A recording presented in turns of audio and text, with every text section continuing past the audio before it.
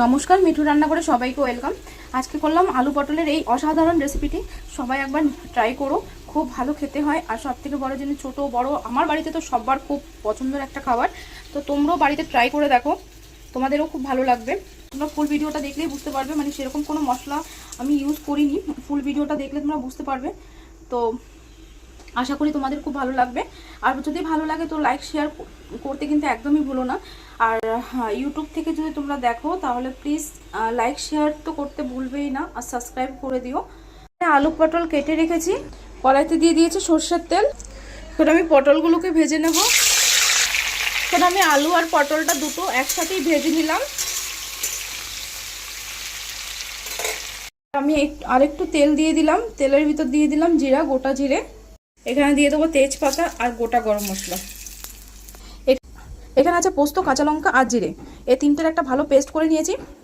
আর এখানে আছে চিংড়ি মাছ, ছাড়িয়ে নিয়েছি। এবার চিংড়িটাকে ফ্রাই করে নেবো মশলাটার ভিতর দিয়ে।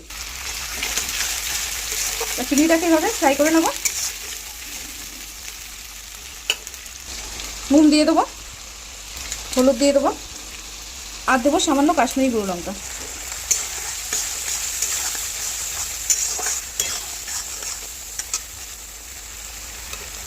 এবার আলু পটলটা ঢেলে দেবো, ভালো করে কষিয়ে তারপরে উষ্ণ গরম জল দিয়ে দেবো। এবার দিয়ে দেবো গরম জলটা, কারণ যেহেতু আমার আলুটা সেদ্ধ হয়ে গেছে আর পটলটাও খুব ভালো ফ্রাই হয়েছে, আমি ওই জন্য বেশি জল দেবো না, একটু গায়ে মাখা হয়।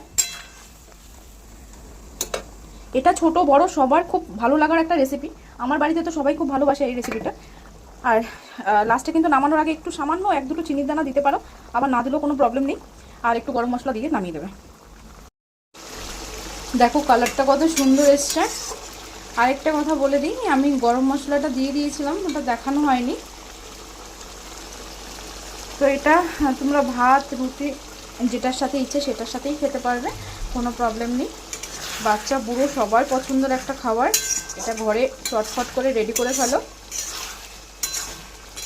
তো অন্যরকমভাবে করে দেখালাম।